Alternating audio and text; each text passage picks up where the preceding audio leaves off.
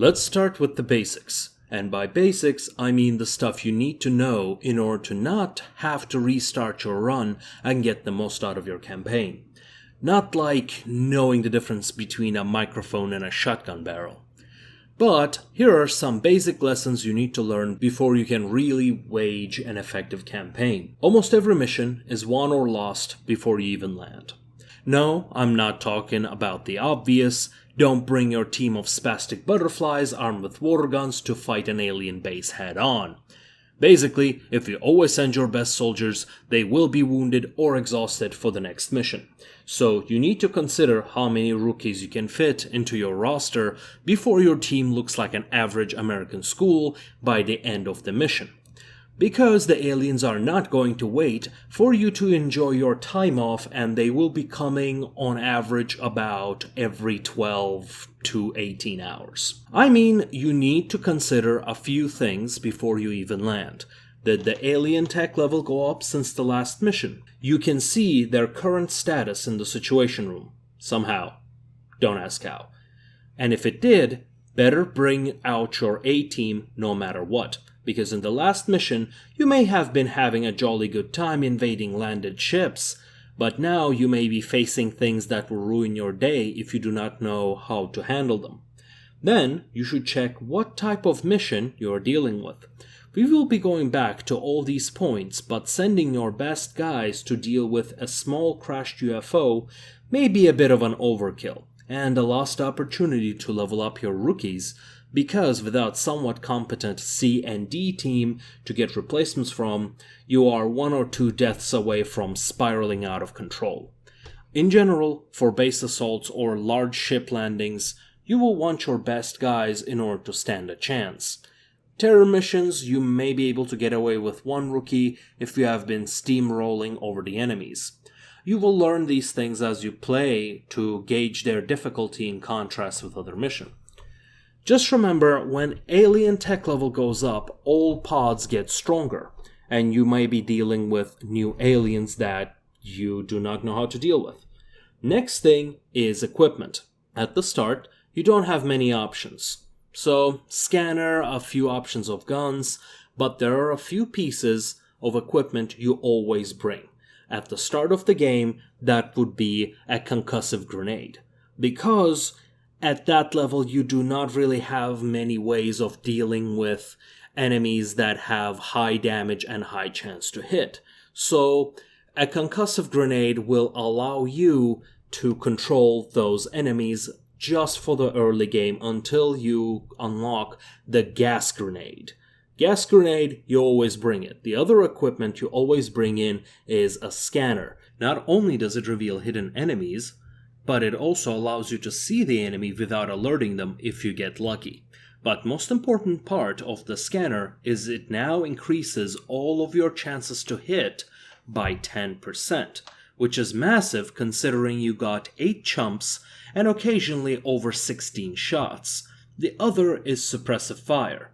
Shiv or gunner class, etc. is almost mandatory because it lets you control the biggest threat. And the way the aliens tend to deploy is usually 1 entree and a bunch of snacks. And if you do not have a way of dealing with your entree, well, you will be the one on the menu. In other words, your suppressive gunners are your fat guys to at least pin down the big spicy meatballs, if not, straight up be able to kill them.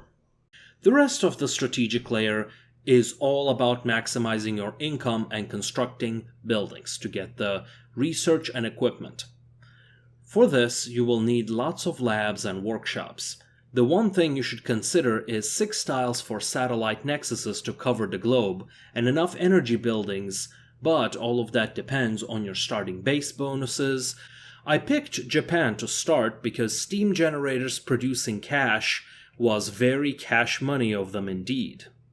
Speaking of cash, if you're strapped for cash, which you will be for at least the first year, remember, aliens are not protected by the 13th Amendment.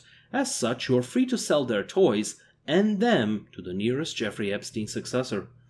The final note on strategic layer is you must always have a composition in mind.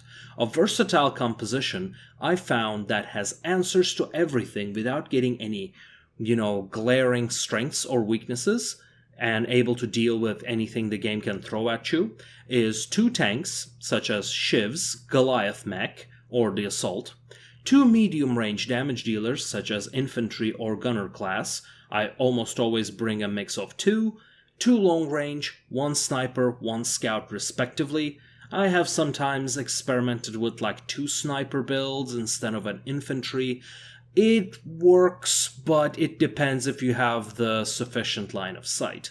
Finally, 2 supports, 1 engineer and 1 medic. Initially, you will want to bring in 2 medics and 1 engineer to sometimes level up as a quasi-infantry. On the tactical layer, things are simpler execution-wise. Every alien type has a certain behavior, which makes you wonder, how did they even make it into space? And you must take that into account because now active groups of aliens also trigger the other aliens. So in turn 1 or 2 you can have the entire alien favela shooting at you. So knowing how to position and to control the battlefield is essential. By control, I do not mean you can just shoot the big one and then clean up the rest later, because enemies now have the health bars the size of the state of Ohio and pose different levels of threat, so you must position your tanks in front and make sure you're not being flanked, because aliens will indeed adjust their tactics, and if you cannot adjust it back, then you are about to be made into protein paste with human flavoring, which is why I always prefer versatile builds over explicitly cheesy ones. You need to know what each class's strengths and weaknesses are to survive the more advanced aliens. Considering you will be regularly fighting over 30 aliens per mission with only 8 soldiers, you better make sure you're getting the most out of them without ever taking damage. You will occasionally encounter aliens with purple or even brown health bars. These guys are considered leaders or special type of that same alien and tends to be extra dangerous and armed with extra abilities. The rest of it is taking it slow, and while taking the melt canisters is nice, it is not worth the lives of your squad. Not to mention, ending your turn with actions left increases your aim for the next shot, so slow and steady wins the race, which is why a UFO crash mission roughly takes an hour for me. But on the bright side, we all come home alive. The thing about psionics, gene mods, officers, we will talk about those, so stick around, but it is important to know because they are mutually exclusive. But let's briefly talk about our old Xcom meme generator, the RNG. If you did not know already, Xcom uses a very specific form of RNG, which tries to ensure if you repeat the same actions, you will get the same results. If you have ever made the mistake of going to any forums about this game, you will find some self-important people talking about something called seeding. What it effectively means is that this game determines at the start of a mission how hard it is going to screw you over. At times you will encounter missions where your effective hit rate is 50% below what it shows even on normal difficulty, while aliens are critting from 1% shots and hitting shots with less than 10% chance regularly. If you see this happening, just realize that the game has decided to give you the middle finger and you should restart. That is, unfortunately, the only solution. Well, just remember, canonically, you lose this game, and deaths are normal. Shivs are mostly sacrificial lambs, and they share the XP they earn, so they're no longer waste of XP, so consider bringing one to just about every mission. This should get you covered. If you really want to figure out the details yourself, go right ahead and dig into the game, but remember to read and consider all of those bullshit abilities.